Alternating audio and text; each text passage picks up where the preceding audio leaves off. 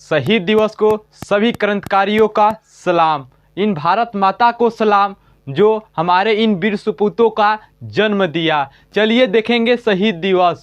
शहीद दिवस पहले भगत सिंह का नारा देखेंगे कि इनकलाब जिंदाबाद, इनकलाब जिंदाबाद, इनकलाब जिंदाबाद। तो चलिए देखेंगे भगत सिंह के बारे में, राजगुरु और सुखदेव के बारे में कि शहीद दिवस क्यों मनाया जाता है। इन वीडियो के माध्यम से हम लोग समझेंगे कि जब भगत सिंह अपनी माँ से मिलते हैं तो क्या कहते हैं, ब्रिटिशों को क्या कहते हैं, आज़ादी दिलाने के लिए कैसे संघर्ष करते हैं। इस वीडियो के माध्यम से हम लोग देखेंगे। पहले चलते हैं, देखेंगे कि भगत सिंह के जीवनी के बारे में, भगत सिंह के जीवनी के बारे में। तो भगत सिंह का जन्म 27 सितंबर 1907 में हुआ था। भगत सिंह का जन्म 27 सितंबर 1907 में हुआ था और इनके पिता का नाम किशन सिंह था और इनकी माता के नाम विद्यावती था। इनकी माता का नाम विद्यावती था। ये इनका जन्म हुआ था बंगा में। कहाँ हुआ था? बंगा के एक लयतपुर एक जगह था जो अभी फ़िलहाल लाहौर जगह में था। ये लाहौर में था, वो अभी फ़िलहाल पाकिस्तान में हो गया है। मतलब कि भारत की आज़ादी से पहले ये संघर्ष कर रहे थे, आज़ादी होने के बाद पाकिस्तान बट गया, वो अब इस समय अभी पाकिस्तान में है। वो लाहौर जहाँ इनका जन्म हुआ था अभी पाकिस्तान में है। तो चलिए देखते हैं आगे। तो सुखदेव का जन्म कब हुआ था, यानी जो सुखदेव थे साथ में, उनका जन्म हुआ था 15 मई 1907 को और राजगुरु का जन्म हुआ था 24 अगस्त 1908 को। यानी तीनों लगभग समान एज के ही थे। थोड़ा छोटे थे कौन? राजगुरु थोड़ा छोटे थे, 1 साल छोटे थे। चलिए आगे देखते हैं। तो शहीद दिवस कितने तारीख को मनाया जाता है? 23 मार्च को। शहीद दिवस 23 मार्च को मनाया जाता है। चलिए इनके संघर्ष की ओर चलते हैं कि भगत सिंह ने कैसे संघर्ष किया। तो जब ये जलियांवाला बाग हत्याकांड हुआ ना, तो उस समय भगत सिंह 18 साल के थे। उस समय भगत सिंह 18 साल के थे। जब भगत सिंह जब जलियांवाला बाग हत्याकांड के जगह पे पहुंचे ना, तो ये 40 किलोमीटर चल कर वहाँ पर उस जलियांवाला बाग हत्याकांड की जगह पर पहुँचे थे। तो जब वहाँ के गए ना, तो लथपथ लाशें ऐसे ही गिरी हुई थी, पड़ी हुई थी। और वहाँ पर एक इनार था, वो इनार में जब वो देखे तो वहाँ पर खून से लथपथ वो इनार भरा हुआ था। वहीं से मिट्टी लिए और सुगंध किए कि इस मिट्टी की कसम, अब जब तक मैं अंग्रेज़ों को भगा कर नहीं रहूँगा तब तक मैं चैन से नहीं जीऊँगा। और आज़ादी दिलाने के लिए यहाँ से संघर्ष उनका स्टार्ट हो गया। तो ये मिट्टी ले गए और अपने घर में उस मिट्टी को एक डब्बा में उसको रखे थे। उनकी बहन जब पूछी ये मिट्टी ये कैसा है भैया, तो वो कहे कि ये हमारे आज़ादी का, यही हमारे जवानों का इसमें खून है। जब तक हम आज़ादी नहीं दिलाएंगे तब तक हम नहीं ऐसे रह पाएंगे। चलिए देखते हैं उसके बाद। तो जलियांवाला बाग हत्याकांड 13 अप्रैल 1919 को स्टार्ट हुआ था। उसके बाद ये जब ये देशभक्ति के आंदोलन में ये स्टार्ट होने लगे, तो ये जलियांवाला बाग हत्याकांड का 1 साल बाद एक था असहयोग आंदोलन हुआ। असहयोग आंदोलन जिसमें इन्होंने भाग लिया। ये महात्मा गांधी जी के द्वारा चलाया गया असहयोग आंदोलन था। उन्होंने इसमें सबसे पहले भाग लिया। जब ये भाग लिया तो धीरे धीरे ये गांधी जी के विचारों से प्रभावित हुए थे। धीरे धीरे उनके विचारों से ये अलग हो गए, क्योंकि वो एक अहिंसा वाले थे, यानी वो अहिंसा के तरीके मार्ग को अपनाते थे। लेकिन ये बाद में देखे कि ये हमें ऐसे आज़ादी नहीं मिलेगी, तब ये धीरे धीरे वो क्या हो गए, वो धीरे धीरे इस चीज़ से बिछड़ने गए, वो गर्म दल के नेता बन गए। तो इसके असहयोग आंदोलन के बाद एक चौरी चौरा हत्याकांड हुआ, जिसमें से उसमें पुलिसों को जेल में ही फूंक दिया गया। उसके बाद ये धीरे धीरे उग्र होने लगे। उसके बाद ये काकोरी ट्रेन डकैती हुई। काकोरी ट्रेन डकैती, इसको अब नाम चेंज कर काकोरी ट्रेन एक्शन कर दिया गया। ये 1925 में हुआ था, जिसमें राजेंद्र लाहाड़ी, अशफाक उल्ला खां और राम प्रसाद बिस्मिल थे। इन तीनों के कारण ये काकोरी ट्रेन डकैती हुआ था 1925 में।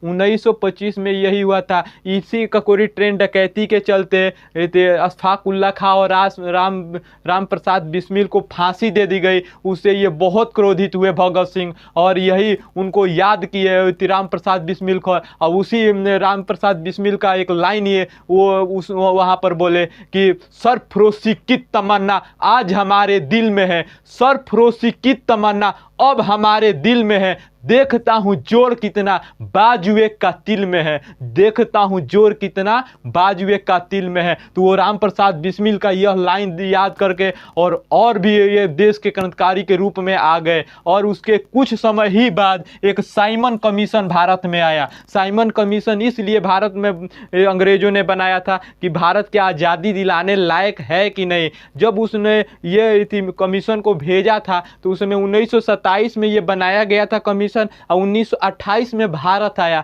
जब ये भारत आया ना तो इसमें 7 सदस्य थे जो सभी के सभी अंग्रेज थे, सभी के सभी अंग्रेज थे। अब आप ही सोचिए कि सभी अगर वो अंग्रेज होंगे तो भारत की आज़ादी दिलाने के लिए वो कैसे सोचेंगे। इसी का विरोध किया गया, जिसके नेता लाला लाजपत राय थे, जिसके नेता लाला लाजपत राय थे। जब इस कमीशन का विरोध किया गया, कहा गया कि कमीशन गो बैक, इसके नारे लगने लगे, तो उसी समय एक स्कॉट नामक एक इथी था, स्कॉट नामक यहाँ पर लिखे हैं जेम्स स्कॉट, इसने आदेश दिया जिसके माध्यम से सैंडर्स ने वहाँ पर गोलियाँ लाठियाँ चार्ज करा दी, जिसमें लाला लाजपत राय ने उनकी बहुत गंभीर घायल हो गए और उनकी कुछ ही दिन के बाद उनकी मृत्यु हो गई। तो उसी समय लाला लाजपत राय ने कहे थे अंग्रेजों के कि मेरे सिर पर पड़े एक एक लाठी का प्रहार, अंग्रेजी शासन तेरा एक दिन कील साबित होगा, तेरा एक कील साबित होगा। तो यही लाला लाजपत राय ने कहे थे। तो इसी के लाला लाजपत राय के लाठी के प्रहार होने का कारण उनकी मृत्यु हो गई। और उसके बाद ये भगत सिंह और चंद्रशेखर आज़ाद और राजगुरु और सुखदेव, ये तीनों चारों मिल गए। अब मिल करके क्या उसमें सीनियर कौन चंद्रशेखर आज़ाद थे, तो इन तीनों ने मिल करके इनका प्लान बनाया कि जो हमारे लाला लाजपत राय क्रांतिकारी का जो मर्डर किया है, यानी हत्या किया है लाठी से मार करके, उसको छोड़ा नहीं जाएगा। तो उन्होंने प्लान बनाया कि जा करके उसको हत्या कर दी जाए, उसको मार दिया जाए। तो इन्होंने स्कॉट को मारने के लिए प्लान बनाया।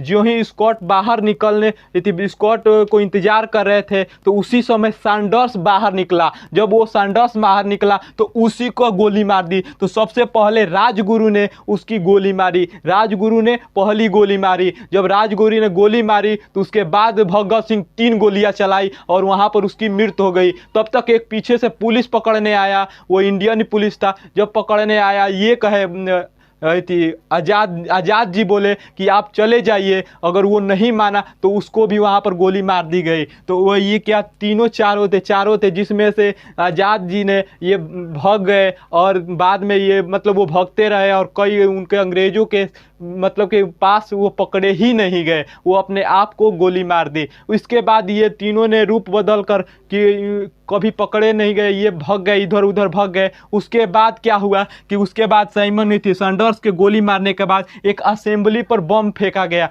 क्योंकि एक ऐसा ये लाए थे, एक विधेयक लाए थे अंग्रेजों ने, एक ऐसा विधेयक लाए थे कि उसमें यह लिखा गया था कि सभी क्रांतिकारियों को क्या पकड़ लिया जाएगा और इससे मतलब कि भारत की आज़ादी के लिए ये क्रांतिकारी लड़ नहीं पाएंगे। तो वो विधेयक पास करने के लिए, विशेष बहुमत से पास करने के लिए, जिस उस समय एक जो थी था वायसराय था, इरविन ने ये इसको पास कराने के लिए असेंबली में इस विधेयक को पास कराने के लिए ये इथी किया, वहाँ पर एकजुट किया।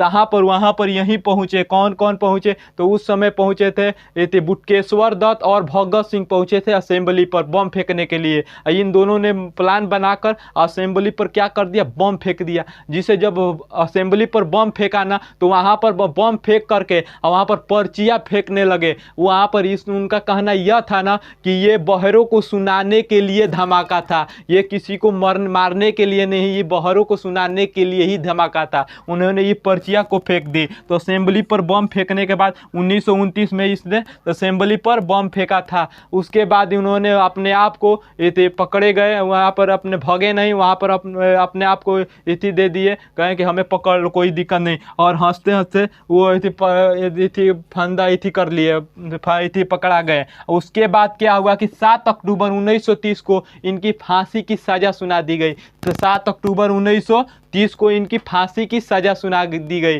तो उसी समय फांसी की सज़ा सुनाने के बाद उनकी जब माँ मिलने आई, तो उनके माँ ने क्या कहा, जब उनकी माँ जब मिलने आई तो कहा कि तू रो मत माँ, तू है भगत सिंह की माँ, तू रो मत माँ, तू है भगत सिंह की माँ, मर के भी लाल तेरा मरेगा नहीं, मर के भी लाल तेरा मरेगा नहीं, और हंस के हर कोई फांसी पर चढ़ेगा नहीं। ये लाइन जब बोले तो माँ भी खुश हो गई और आंसू को अपने पोंछ ली। और ऐसे ही धीरे धीरे जब आगे बढ़ते समय बीतता गया तो अंग्रेज एक ऐसा कर्मचारी था जिसका नाम रॉबर्ट था। और एक रॉबर्ट ने कहा, दो कर्मचारी थे, उन्होंने कहा कि भगत तू सिर झुका ले, हो सकता है कि कहीं तुम्हें माफ़ कर दे, ब्रिटिश सरकार तुम्हें माफ़ कर दे। भगत सिंह ने कहा वहाँ पे कि वही हम सिर झुकाने का कार्य नहीं करते, गुलाम सिर झुकाने का कार्य करते हैं, हम तो आज़ादी दिलाने के लिए निकले हैं।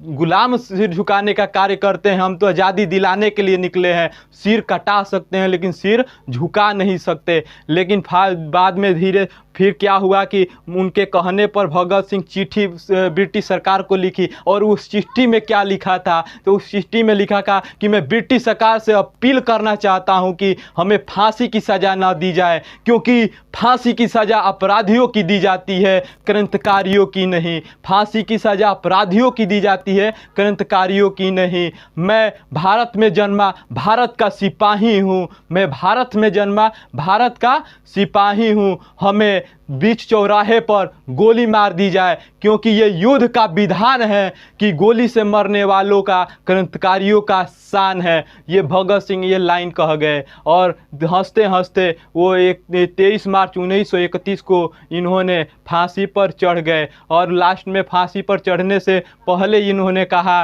कि हमें वीरगद्दी ही सही, मुझे वीरगद्दी चाहिए, फांसी नहीं तो हमें गोली नहीं तो हमें फांसी ही सही। उन्होंने यह बात कहकर फांसी पर हंसते हंसते चढ़ गए। उससे पहले क्या हुआ कि गांधी और फांसी भगत सिंह के बारे में भगत सिंह को बचाने के में एक ऐसा इति था कि वो वहाँ पर भगत सिंह को बचाना थोड़ा संभव था, लेकिन वहाँ पर नहीं बचा पाए महात्मा गांधी। वहीं पर कुछ लोग ऐसे मानते हैं कि गांधी जी बचा सकते थे, लेकिन भगत सिंह को वो नहीं बचाए। वहीं पर ये देखिए कैसे बचा सकते थे कि नहीं बचा सकते थे, हम लोग उसके बारे में समझेंगे। तो इस समय गांधी जी उस समय भी एक बड़े नेता के रूप में माने जाते थे। तो जब इन्होंने इरविन ने जो वायसराय था गांधी जी से एक समझौता करने के लिए कहा, तो गांधी जी वहाँ पर अगर माना कर देते कि हम जब तक आप भगत को नहीं छोड़ेंगे, भगत सिंह को नहीं छोड़ेंगे,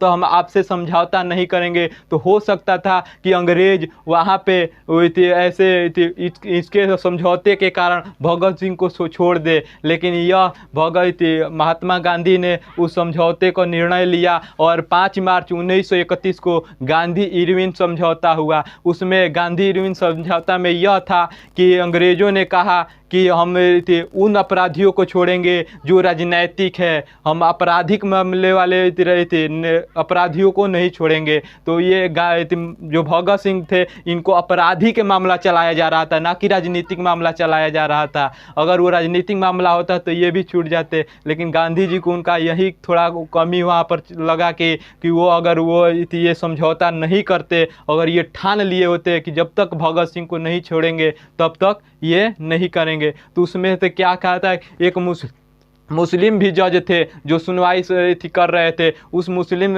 आगा खान, तो आगा खान ने क्या कहा कि ये गलत सज़ा सुनाई गई है, इस सज़ा को माफ़ कर दी जानी चाहिए। तो इन 4 न्यायाधीशों में से एक वो भी थे, 3 न्यायाधीश सपोर्ट में थे, एक उनका मतलब कि भगत सिंह के सपोर्ट में थे, 3 विरोधी थे। तो जब इन्होंने कहा कि अगर भगत सिंह को फांसी की सज़ा माफ़ नहीं होगी तो ऐसा कानून नहीं चाहिए, ऐसे हम जज नहीं होने चाहते हैं जो भगत सिंह जैसे क्रांतिकारी को मैं एक फांसी की सज़ा सुनाऊं। मैं इस चीज़ को मैं हटता हूं इस चीज़ से, और वहीं पर अपना कागज वगज फाड़ के वहां से उस न्यायाधीश पे वो इति कर दिए, अपना इस्तीफा दे दिए। चलिए आगे थोड़ा देखते हैं। चलिए देखते हैं, एक लाइन के साथ इस वीडियो को समाप्त करेंगे कि लाइन के साथ, जान लिया था उन्होंने, जान लिया था उन्होंने, वतन से बड़ा कोई धर्म नहीं होता, मान लिया था उन्होंने, तिरंगा से बड़ा कोई कफन नहीं होता, तिरंगा से बड़ा कोई कफन नहीं होता। आज़ादी छीनी है साहब, आज़ादी छीनी है साहब, हाथ फैलाकर मांगी नहीं, इतिहास लिखा गया है इन वीरों के रक्त से, ये फक्त स्याही नहीं, ये फक्त स्याही नहीं। जय हिंद, जय भारत, शहीद दिवस।